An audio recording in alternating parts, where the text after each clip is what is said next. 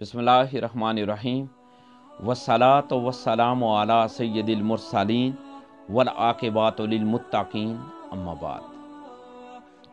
ये सवाल पूछा गया है कि बरज़ख किसे कहते हैं।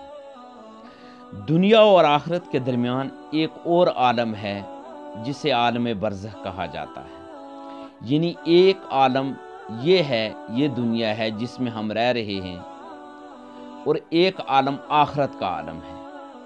इन दोनों के दरमियान यानी मरने के बाद और क़यामत के कायम होने से पहले वाला जो सारा ज़माना और पीरियड है, याद रखें कि उसे आलम बरज़ख कहा जाता है।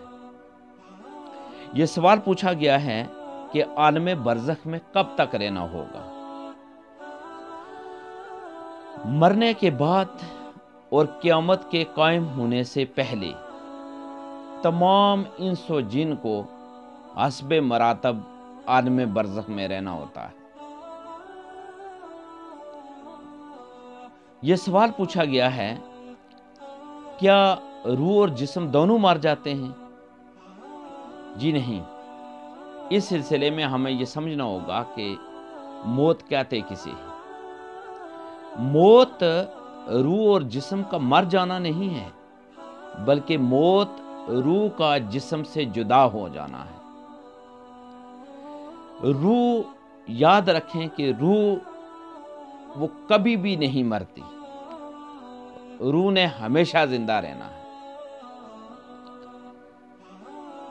ये सवाल पूछा गया है कि बरज़खी जिंदगी जो है उसकी कैफियत कैसी होती है।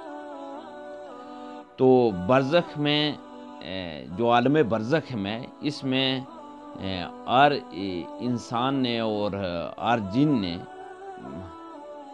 जैसे उसके दुनिया में अमाल हुए होंगे उसी मुताबिक वो आलम बरज़ख में रहेगा। यानी माना ये कि कोई दुख में होगा, कोई सुख में होगा, कोई आराम में होगा, कोई तकलीफ़ में होगा, कोई अज़ियत में होगा और कोई सुकून के साथ होगा।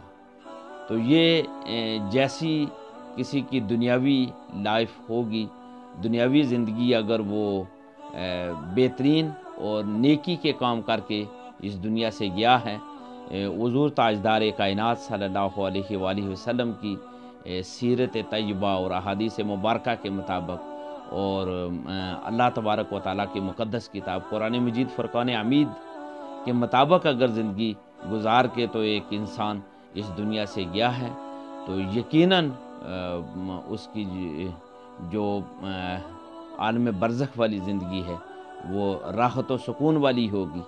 और अगर उसकी दुनियावी ज़िंदगी नेक अमाल वाली नहीं है, बल्कि उससे गुनाह सरज़द होते रहे, तो यकीनन वो दुख परेशानी मसाइब व आलाम के अंदर होगा।